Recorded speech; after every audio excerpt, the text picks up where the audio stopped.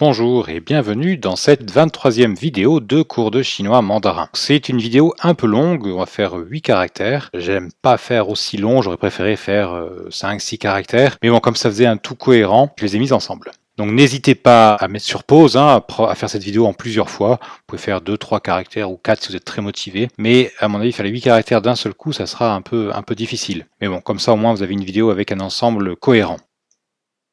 Le premier caractère que l'on va voir, c'est Guo, le pays. On a deux composants graphiques.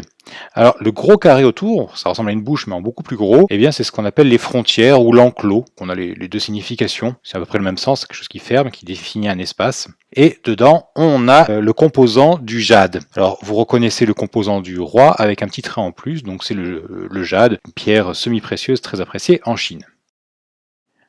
Au niveau de l'étymologie, il faut savoir que ce caractère a été simplifié. Donc à gauche, on a le caractère simplifié, à droite, on a le caractère traditionnel. Donc si on observe le caractère le plus ancien, on voit une sorte de bouche qui en fait n'est pas la bouche. Alors, si vous vous souvenez, la bouche en chinois ancien, ça se faisait un peu différemment. Donc ça représentait en fait une ville et à droite une hallebarde, donc une arme de guerre, une lance avec une hache ou une épée au bout. Et ça signifiait en fait la ville que l'on protégeait. Vous savez, avant ça fonctionnait pas par ville, mais par pays, mais par cité. Et le caractère a été un peu plus stylisé. Là, la ville est représentée un peu comme le caractère soleil qu'on verra plus tard. C'est un peu étrange, mais il y a plein de stylisations différentes. Là, je vous ai mis celles qui me paraissent les plus logiques par rapport à l'évolution du caractère. Et ce n'est que plus tard que l'on a rajouté les frontières autour ou l'enclos. Donc on reconnaît encore la bouche, en dessous un petit trait supplémentaire, parce que ça pouvait représenter un rempart, et à droite la hallebarde. Et enfin, on a ce caractère-là avec le composant du roi à l'intérieur. Donc vous voyez, il n'y a pas le petit point, donc c'était pas le jade. C'était une simplification qui est en fait extrêmement ancienne. C'est pas une simplification qui a été trouvée comme ça, pondue dans les années 50. Donc il y a un certain nombre de caractères qui avaient déjà été simplifiés dans le passé. En général, il y a plusieurs graphies par caractère, c'est très courant. Donc là, dans les années 50, le gouvernement chinois a utilisé une graphie qui était utilisée déjà dans le passé pour simplifier ce caractère-là. Au niveau de l'écriture, ce qui est particulier quand on a l'enclos, c'est que on ferme pas l'enclos tout de suite. Vous voyez, on fait hop les deux premiers traits, après on fait ce qu'il y a à l'intérieur, donc le composant du roi avec le point, donc le jade, et après on ferme. Et hop, on met ce qu'il y a à l'intérieur, et on ferme. Donc ça, c'est une règle d'écriture générale en chinois. Quand on a un composant qui est à l'intérieur, s'il coupe pas ce qui l'entoure, eh bien on le fait. On ne ferme pas tout de suite le caractère, on le ferme après. Donc je vous invite à essayer de le faire à la volée sur une feuille blanche. Il n'est pas très difficile. Il faut juste respecter bien l'ordre des traits, mais c'est assez logique, si ce n'est la règle où il faut fermer en dernier. Et voici la décomposition trait par trait pour le faire sur la feuille d'écriture. Le composant suivant, zhong, milieu. Donc on a deux composants, à gauche, celui qui est allé à la gauche mais qui était au milieu, c'est la bouche, et le trait vertical qui est pas vraiment un composant en fait, c'est un trait de base de l'écriture chinoise. Donc au niveau de l'étymologie, c'est assez intéressant, parce qu'en fait ça représentait deux bannières et on signalait son milieu en faisant un petit carré comme ça. Donc, enfin deux bannières, 4 bannières en tout, mais deux lots de 2 bannières. Donc ça représentait le milieu des 2 bannières. Ça a été simplifié en enlevant des traits. Et on a finalement enlevé les bannières pour garder que la trace du milieu. Voilà, donc on avait forcément un rond avec un trait. Un rond, je dis forcément parce que le matériel d'écriture chinoise était différent avant, on n'utilisait pas forcément un pinceau. Donc c'est le pinceau qui a fait qui a modifié l'aspect, je dirais, plutôt régulier et plutôt bien droit des caractères. Au niveau de l'écriture, c'est très facile. On fait d'abord la bouche et on coupe avec le trait vertical. Et là, vous observez qu'on finit la bouche parce que le trait vertical n'est pas incorporé à l'intérieur. D'accord, donc il traverse. Donc là, on n'a pas besoin de fermer, d'attendre de faire ce qu'il y a à l'intérieur pour le fermer. Donc on fait la bouche en entier et après on coupe à la verticale. Comme d'habitude, je vous encourage à le faire à la volée. Et là, je vous donne la décomposition trait par trait pour les feuilles d'écriture. Donc ça reste un caractère extrêmement facile. Attention, c'est pas forcément les caractères les plus faciles à écrire comme ça, qui sont en fait les plus faciles aussi à bien placer dans un carré. Au début, c'est parce que le caractère comporte peu de traits qu'il est facile à bien équilibrer dans un carré imaginaire. Donc il faut quand même bien les travailler. Il ne faut pas hésiter à faire des feuilles d'écriture. Donc un petit exercice. Alors la Chine, donc là je vous encourage à mettre sur pause, à essayer de retrouver de tête comment on va écrire le mot Chine, parce qu'on l'a vu à l'oral et là on a vu les deux caractères. Et donc je vous donne la correction. Et voilà, Zhongguo, avec la petite animation, je suis tout content, j'ai réussi à faire cette petite animation là. Donc je vais pas donner les caractères dans l'ordre, il faut savoir que Zhongguo, on peut retenir l'empire du milieu, le pays du milieu, on traduit de droite à gauche. Très souvent quand on cherche à comprendre la composition des mots chinois, on va de la fin puis on dit pays, milieu, donc droite à gauche. Donc on a milieu, pays, pays du milieu. Et pour le caractère suivant, c'est Fa, la loi, la règle. Alors j'avais rapidement parlé. C'est pas parce que la France c'est le pays de la loi de la règle, hein, c'est parce que c'était utilisé pour la phonétique. On avait Falansi qui voulait dire France, et donc on a gardé que le Fa. Et donc c'est un caractère qui est utilisé uniquement pour sa valeur phonétique dans le mot France, bien sûr. Hein. On peut le retrouver dans d'autres mots comme Fa Lu, la loi, ou Fa Guan, le juge, Fa Yuan, le tribunal. Et donc on a trois composants. À gauche, ces trois petits traits là, c'est l'eau. Alors on va faire très attention à l'écriture de ces trois petits composants, on va voir ça après. En haut à droite, c'est la terre, et en dessous, c'est le privé. Alors la partie droite, terre plus privé, signifie, c'est un caractère à part entière qui se prononce chu, et qui signifie aller. On le verra, si je ne me trompe pas, à la séquence 7 du niveau 1. Ça va être important, vous allez voir, pour l'étymologie. Alors au niveau d'étymologie, le caractère le plus ancien, c'est celui-là, et il y a un élément en plus que ce qu'on a dans le caractère moderne. Donc à gauche, là, on le retrouve le composant de l'eau, bon c'est très stylisé, hein, on a une rivière avec 4 petits points, et en haut à droite, c'est le caractère qui a disparu, alors c'était un animal mythique, alors une licorne, je suis pas sûr qu'il n'y avait qu'une seule corne. C'était un animal mythique qui avait la particularité de faire la justice. Hein. Il allait encorner ceux qui étaient coupables, et donc il était dans ce caractère-là, et c'est lui qui apportait en fait le sens du caractère. Et en dessous, on avait un idéogramme qui était composé d'un homme. Vous voyez, on verra le composant de l'homme plus tard. Là, c'est un peu différent. C'est un homme vu de face avec les bras ouverts, et en dessous, ça représente, ça, on dirait la bouche, mais ça représentait une grotte. Ça voulait dire partir, quitter. Donc le fameux tu qui signifie aussi maintenant aller. Mais à l'origine, ça voulait dire quitter. Et donc, avec l'évolution du caractère et la stylisation, on a toujours ces trois éléments-là. Et plus tard, bien que le caractère soit pas le caractère moderne, on a gardé seulement l'eau et partir. Alors, on disait porter la justice comme quand l'eau nettoie, fait partir les saletés de ce qu'on nettoie. Donc, ça avait une idée, la justice était là pour nettoyer un petit peu toutes les saletés provoquées par les humains, quoi. C'est un terme qui, de nos jours, parfois, est pas aussi évident à comprendre. Bon, on va pas se lancer sur le sujet. Mais voilà, la licorne a disparu du caractère, c'est un petit peu dommage, mais c'est comme ça. Au niveau de l'écriture, regardez bien, surtout regardez bien le composant de l'eau. On fait hop, 1, 2, et vous voyez le troisième, on part du bas vers le haut. Et donc ça, c'est assez particulier. Donc 1, hop, on remonte, et là on fait horizontal, vertical, en fermant bas, et du tout le privé, c'est assez facile. Donc remarquez aussi pour le composant de la terre, on fait d'abord la croix latine, et après on fait le dernier trait horizontal dessous. Donc si vous n'avez pas bien vu, je vous encourage à le re-regarder encore une fois en faisant un petit retour en arrière sur la vidéo, et essayer de le reproduire à la volée sans regarder. Et voilà donc la décomposition trait par trait. Donc vous voyez bien que les deux petits traits descendent de droite à gauche, et le troisième trait monte de gauche à droite. Alors, je vous ai toujours dit qu'en règle générale, enfin pas en règle générale, en chinois, les traits verticaux sont toujours de haut en bas, et les traits horizontaux toujours de gauche à droite. Et ça, c'est pas un trait vertical. Donc c'est un trait penché, hein. Donc c'est assez particulier, ça semble pas du tout évident, parce que quand on finit le deuxième trait, on aurait tendance à vouloir le au troisième, et ben non. Et là, il faut bien respecter, parce que si on écrit vite, après, ça devient complètement illisible. Donc là, attention à ce point-là. Deuxième point auquel il faut faire attention, c'est pour la clé de la terre, donc le trait 4 et 5 et 6, vous voyez, on fait horizontal, vertical, et après encore horizontal. Et le deuxième trait horizontal, à la base, est plus long que le trait, le premier trait horizontal. On peut les inverser, mais à ce moment-là, c'est un autre composant graphique. Un petit exercice, donc la France, là c'est facile, hein. Vous le savez, hop, Fa, Guo, rien de bien difficile. Si vous ne l'avez pas su, il faut vous entraîner, ça viendra. La répétition, c'est la mère des études. Ying, courageux, fleur. On a deux composants. En haut, c'est le composant de l'herbe. C'est un idéophonogramme, hein, donc ça apporte l'idée. Et en dessous, c'était pour la prononciation. Ça se prononçait yang. En chinois ancien, ça se prononce peut-être plus proche de Ying. On va voir l'étymologie, ça sera un peu plus clair. Donc au niveau de l'étymologie, on reconnaît en haut les petites plantes, les deux petites plantes, et en dessous, c'est l'élément phonétique, ancien. Déjà dans le caractère, ça servait d'un élément phonétique, et on ne sait pas trop ce qu'il signifiait, mais ça représentait un homme. Enfin, si on sait à peu près on pense savoir ce qu'il signifiait, ça représentait un homme entre deux poteaux de porte ou dans un encadrement de porte, et ça voulait dire centre ou milieu, mais plus dans le mot de centre, parce qu'au milieu, on a vu c'était le caractère zhong. Et d'ailleurs, c'est encore utilisé en chinois moderne pour centre. Donc là, évidemment, c'est pas pour son sens, mais pour sa prononciation. Donc à l'origine, le sens du caractère signifiait fleur. Et plus tard, il a servi pour héros, mais je ne sais pas pourquoi. Je ne sais pas si c'est un emprunt phonétique. J'ai pas trop planché là-dessus, parce que là, bon, le caractère est utilisé d'ailleurs purement pour sa phonétique. Donc au niveau de l'écriture, de gauche à droite et de haut en bas. Donc la clé d'herbe, on fait d'abord l'horizontale et le petit trait. Et après le yang, le centre, c'est un petit peu particulier. On commence à faire comme la bouche, sauf que ça coupe plus long. Et après, on fait le composant de l'homme. Et je vous donne la décomposition trait par trait pour la feuille d'écriture. L'exercice. Alors, toujours, Angleterre.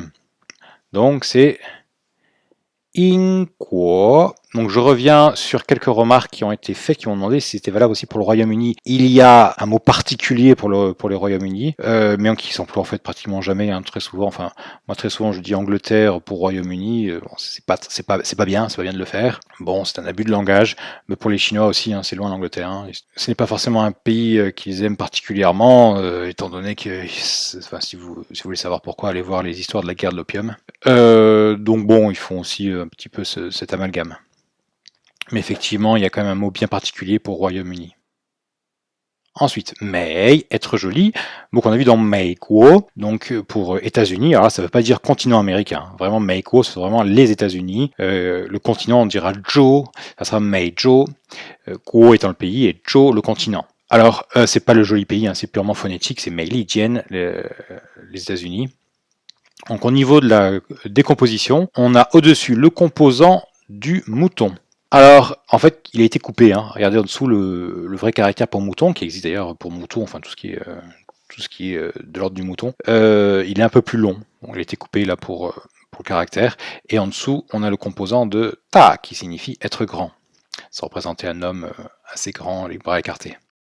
On va le voir d'ailleurs au niveau de l'étymologie. Donc on a un homme avec une coiffe, vous voyez les deux cornes au-dessus, ça représentait une sorte de grosse coiffe, un peu comme on pourrait s'imaginer les Indiens, les Amérindiens avec leur coiffe avec des plumes. Mais là en Chine ancienne, il devait aussi certainement avoir des grandes coiffes comme ça. Et ça signifie de joli, beau, déjà en chinois ancien. Donc c'est un caractère qui a gardé son sens très, très, très ancien. C'est un idéogramme, il y a un mélange de caractères. Et donc là, il est un peu évolué pour arriver à celui-là, donc très proche du caractère moderne. Au niveau de l'écriture, c'est pas bien compliqué, gauche à droite, haut en bas, surtout de haut en bas là. Il n'y a que le composant du roi, voilà, il ne faut pas se tromper, deux traits horizontaux, trait vertical et le trait horizontal. Hop, trait vertical, on ferme, un trait horizontal et on fait la clé de l'homme. Et voilà la décomposition trait par trait.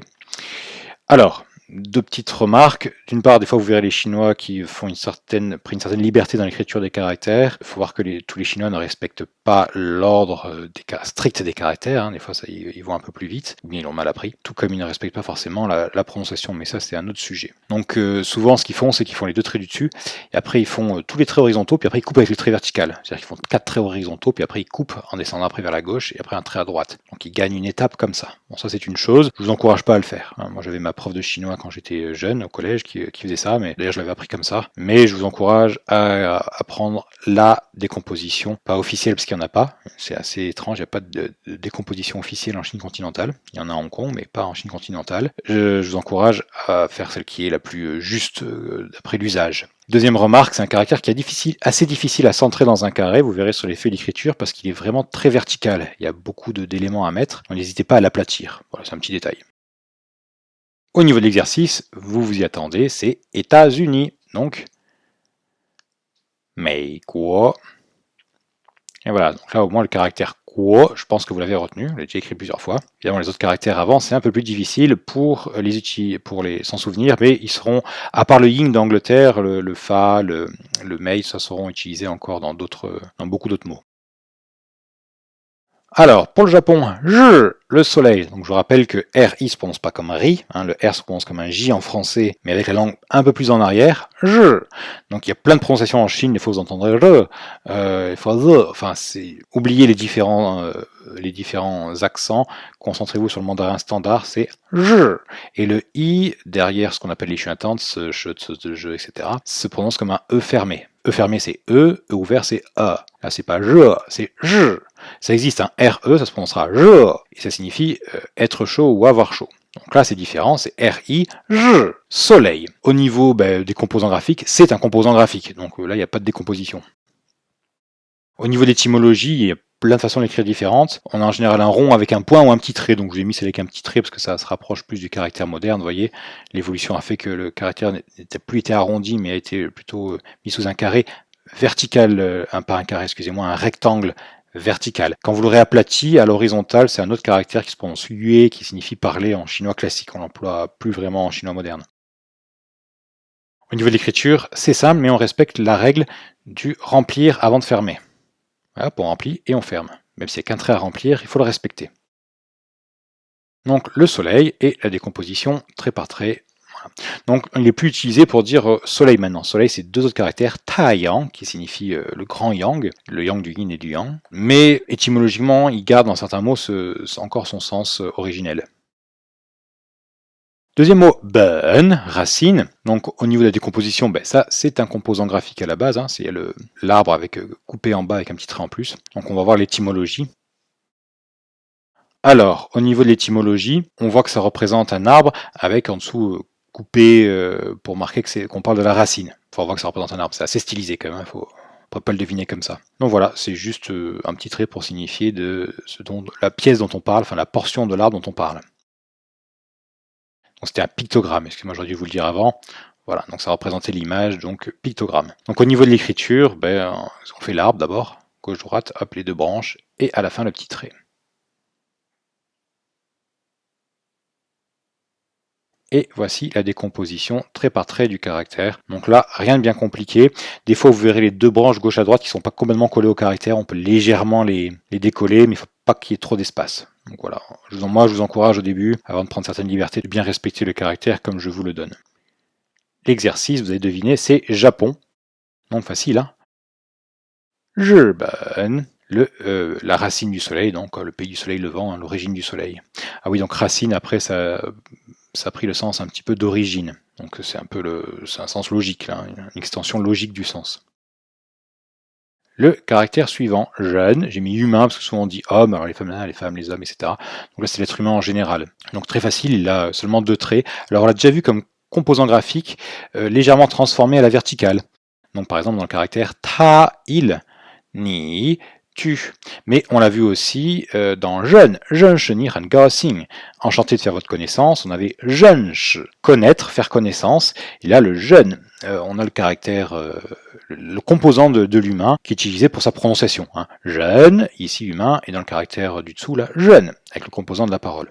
Donc on l'a déjà vu, ça devrait être assez facile à retenir. Au niveau de l'étymologie, on a un caractère, en fait un pictogramme qui représente un être humain. Alors ça me fait rigoler, on dirait un ado, vous savez, les épaules en avant, penché, etc. Mais bon, c'est l'être humain, c'est comme ça qu'il a été stylisé. Enfin, il y a plein de variantes. D'ailleurs, on en verra une autre dans le dernier caractère, dans le caractère suivant. Mais bon, c'est comme ça a été représenté comme ça. Puis après, l'évolution a fait qu'il ressemble de plus en plus au caractère moderne. Donc très facile, hein. Gauche, droite, hop. C'est important parce qu'il y a un caractère qui ressemble, qui va se faire droite-gauche, mais bon, c'est qui se prononce joue, qui signifie entrer, donc rien à voir. Donc là, bien respecté. C'est extrêmement facile, et il est aussi facile à centrer, lui. Donc vraiment pas de difficulté. Ah, voici un exercice un peu plus complet. Donc les différentes nationalités à faire. Donc il suffit de retrouver les noms de pays, donc ça va nous faire répéter les noms de pays, faire revoir, et il faut rajouter jeune à la fin. Donc je vous encourage, je vous invite à mettre sur pause, et à faire l'exercice en entier. Voilà, donc je considère que vous l'avez fait. On va le corriger ensemble. Donc chinois, Zhongguo Zhen, Zhongguo la Chine, et Zhen l'humain. Français, 法国人.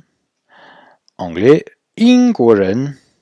Américain, 美国人. Donc on a là exactement la même structure, c'est que le premier caractère qui change. Il n'y a que pour les japonais, le Japon c'est je bunjen, surtout pas mettre le kuo, parce que je bunko ça signifie l'empire japonais, ça c'est un rapport avec la guerre, donc attention à ne pas rajouter le kuo. Je bunjen. Voilà pour cet exercice. Si vous n'avez pas trouvé, je vous encourage à le refaire, à cacher, à recommencer jusqu'à ne faire pratiquement aucune faute. À présent, le dernier caractère. Na, qui signifie lequel, qu'on a vu dans Nishun na Kojen, de quel pays es-tu? Alors c'est un caractère intéressant. On a 3 composants graphiques. À gauche, là, c'est la bouche. Au milieu, alors c'est un composant qu'on ne m'avait jamais appris, qui était très difficile à trouver. J'ai finalement réussi à le trouver avec les dernières ressources que j'avais. Ça représente en fait 2 moustaches tombantes. On va voir ça dans l'étymologie. Et à droite, c'est la ville. Alors ce composant-là, quand il est à droite du caractère, c'est la ville, quand il est à gauche, c'est le tertre, parce que c'est un petit monticule de terre. Au niveau de l'étymologie, on va pas prendre la bouche, pour qu'on va juste prendre le caractère qui se prononce na, qu'on verra aussi à la séquence 7 du niveau 1. Ce caractère-là, donc sans la bouche, se prononce na, et on a rajouté la bouche pour en faire une particule de grammaire. Donc comme par exemple le ma pour faire la particule interrogative. On a pris le cheval qui se prononce ma, et on a rajouté la bouche. Donc quand vous avez un caractère, le composant bouche à gauche d'un caractère, très souvent, ça sera une particule de grammaire ou une interjection. Une onomatopée, ça sera pris pour sa prononciation. Et donc il n'y a pas d'étymologie pour le caractère avec la bouche à gauche. Par contre, cette partie à droite peut être étudiée. On a donc les moustaches qui tombent, et à droite la ville. Alors la ville, on a un rond qui représentait un lieu, et une variante de l'homme qu'on a vu tout à l'heure. Pourquoi les moustaches? En fait, c'était pour sa prononciation. Maintenant, ça se prononce, enfin, ce composant-là se prononce Jan. On ne dit pas comme ça pour dire moustache, hein, rien à voir. Mais chaque composant, enfin presque tous les composants ont une prononciation. Donc en chinois ancien, la prononciation devait être certainement beaucoup plus proche du caractère moderne qui se prononce na. Là, il faudrait faire une étude au niveau de l'évolution de la prononciation du caractère. J'ai trouvé du matériel pour vous faire une vidéo sur l'évolution de la prononciation du chinois dans le temps. C'est assez amusant, il faudrait que je trouve le temps de vous la faire cette vidéo. C'est vraiment très intéressant. Au niveau de l'écriture, c'est assez important, surtout pour le composant des moustaches tombantes. Regardez bien. Donc la bouche, vous connaissez, hein. Là, on fait d'abord le trait derrière, hop, 2 petits traits et après on coupe. Et la ville, on fait la petite oreille d'un seul coup, pas en 2 coups. Donc on recommence, hop, derrière, 2 petits traits et après on coupe l'oreille et le trait vertical. Donc c'est pas forcément évident, mais en fait il n'est pas évident du tout. Donc n'hésitez pas là à regarder la décomposition trait par trait. Le refaire à la volée, ça me semble un peu complexe pour des débutants. Vous pouvez essayer, hein, c'est intéressant, c'est un bon exercice pour le mémoriser. Mais n'hésitez pas à le faire et le refaire en respectant vraiment bien la décomposition sur les feuilles d'écriture. Remarquez que le composant de la ville à droite, c'est la petite oreille, là se fait en une seule fois. On a très bien pu le dire qu'il y a 2 traits, ben non, il n'y en a qu'un seul. Donc on fait une sorte de 3 et après on part du haut et on fait un trait bien vertical. Ça aussi, mes élèves ont un peu du mal à l'équilibrer ce caractère. C'est pas un caractère évident, mais c'est un caractère important, on le retrouvera souvent. Allez, le petit exercice final, c'est parti. Donc là, comme d'habitude, je vous encourage à mettre sur pause, à le faire à l'écrit et à redémarrer quand vous l'avez terminé. Donc là, je considère que vous l'avez fait, donc on va le corriger. De quelle nationalité es-tu? Alors, ni shi na guozhen, ni toi, être na, lequel pays, personne. Donc pas de ma, pourquoi? Parce que c'est une question incomplète, une question qu'on appelle ouverte en français. On ne peut pas répondre par oui ou par non. Donc pas de ma. Et on a le mot interrogatif, na. Je suis français, facile. Wo shi fa guozhen, il suffit de remplacer ni par wo et le na par fa. Est-il chinois de forme? Donc là c'est intéressant du point de vue de la grammaire. On aura la forme en ma. Ta shi zhong guozhen ma, il est chinois ma pour la question, ou bien la forme alterno-interrogative, ta shi pu shi zhong guozhen. Donc ça je vous le refais à chaque fois, hein, parce que la forme alterno-interrogative est importante, elle est très utilisée en chinois, autant que la forme en ma. Non, il est japonais. Alors non, on peut tout simplement dire pu. On aurait pu dire aussi pu shi. À l'oral, ça change, parce que le che est au 4e ton, donc pu serait devenu au 2e ton. Mais on peut dire tout simplement pu. On verra une autre négation, on a déjà parlé dans le mei de mei guan si, qui ne peut pas s'employer tout seul. Mais là, le pu peut s'employer tout seul, donc pour dire non, on peut dire pu. Et il est japonais, ta shi zhi benjen. Voilà, donc écoutez, c'est terminé pour cette vidéo qui était un peu longue. Je vous remercie de l'avoir vu jusqu'au bout. Si vous avez trouvé ça difficile, c'est normal, moi aussi j'aime pas trop les vidéos longues, mais là, comme ça faisait un tout cohérent, bon, ça m'a semblé important de tout mettre ensemble. Donc n'hésitez pas à mettre dans les commentaires ce que vous en pensez, si vous aurez préféré que ça soit divisé en plusieurs vidéos, ou si, comme cela, ça vous convient. Voilà, merci et à très bientôt.